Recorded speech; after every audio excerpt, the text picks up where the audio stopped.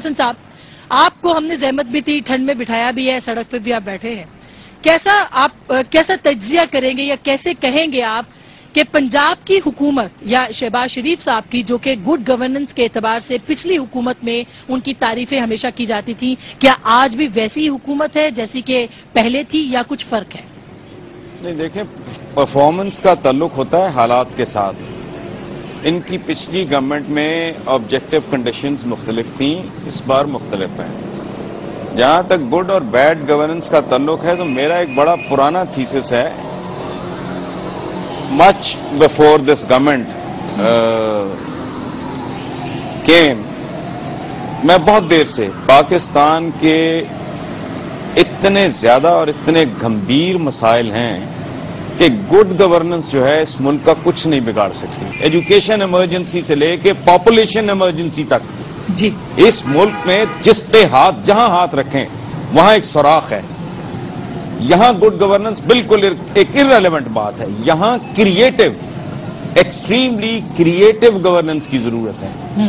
उसके बगैर इसका संभालना, मैं पर्सनली ये समझता हूं कि हुकूमतों की रेडियो पे भी नहीं।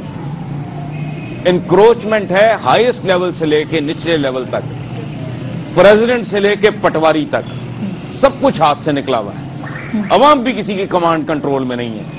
जिसमें थोड़ी सी जान पड़ती है, वकला में थोड़ा सा दम आया, उन्होंने जजेस को थप्पड़ मारने शुरू कर दिए। Junior police officer, discipline force है, वो अपने एसपी को आंखें दिखाते हैं। ये जगह जगह तमाशा है ना जी। तलबा हैं वो अपने असातिज़ा को पीटते हैं, पंजाब यूनिवर्सिटी में वाक़या हो चुका है जी। तो ये हम बात करते हैं ना कि अनारकी होगी नहीं, हो चुकी है।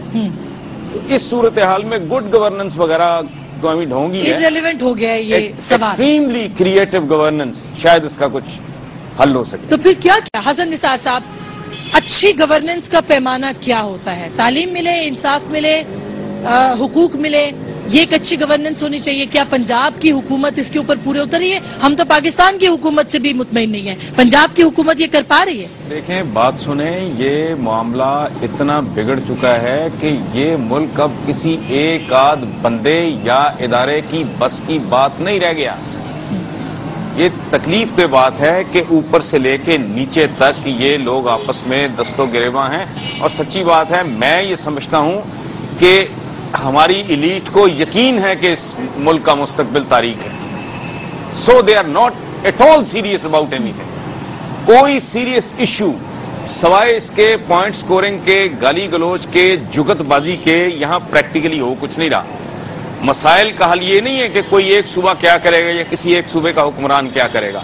मसला ये है कि ये सारे लोग जो असेंबलीज में नहीं हैं, जिन्होंने बायकॉट किया था, उनको भी ऑन बोर्ड करके ये सर जोड़ के बैठे, इनके बाहर डंडा बरदार बैठे हों, इनको सबको एक हॉल में बंद करके इनको दिए जाएं को 72 घंटे या 172 घंटे कि अगर तुम सॉल्यूशंस के साथ बाहर नहीं निकलते, यही तुम्हारी कब्र बना देंगे, इज्तिमाई कब्र बना देंगे। ये इस तरह नहीं होगा।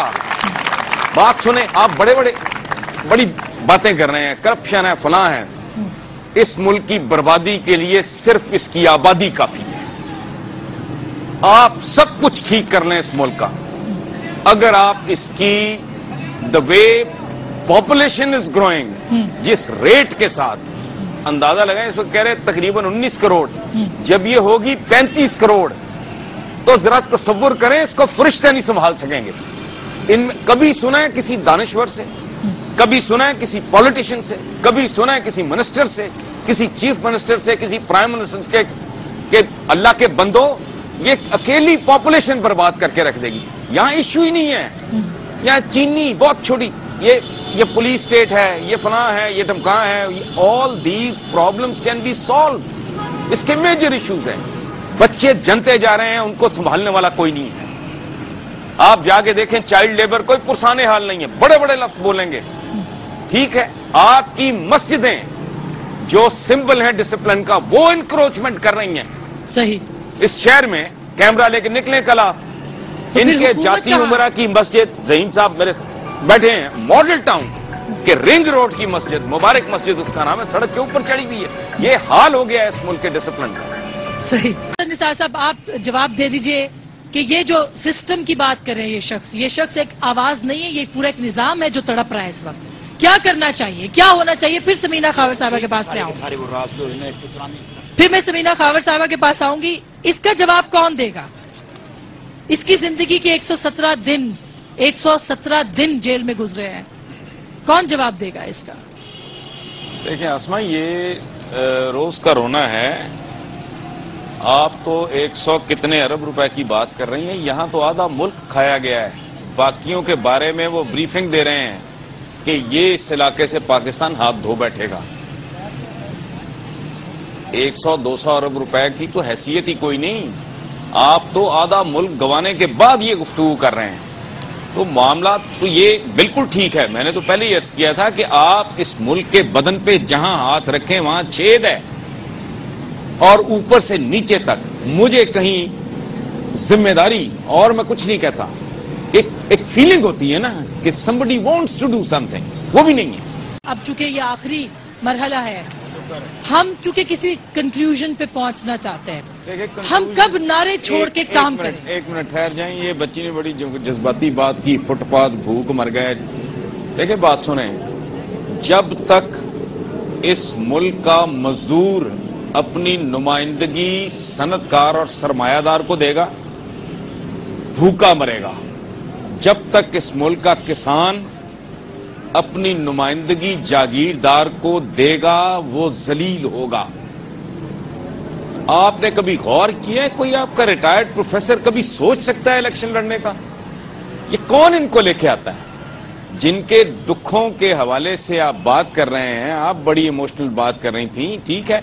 یہ بچے کہہ رہے ہیں فیسوں کا مسئلہ ہے، غربت ہے، بیروزگاری، ہم سب جانتے ہیں کیا ہے. یہ کس کی وجہ سے ہے؟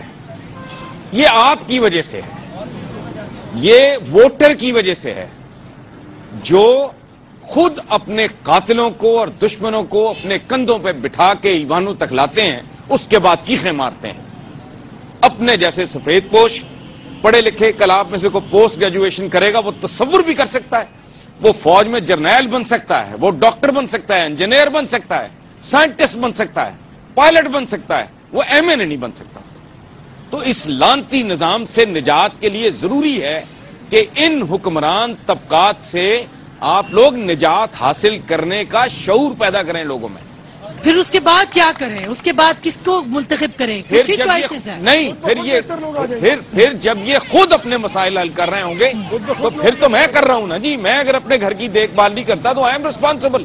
اب تو جو لوگ لیڈ کر رہے ہیں، جن کے پاس قیادتیں ہیں، رہنمائی ہے، ان کا تو ان کے طبقات کے ساتھ تعلق ہی کوئی نہیں ہے.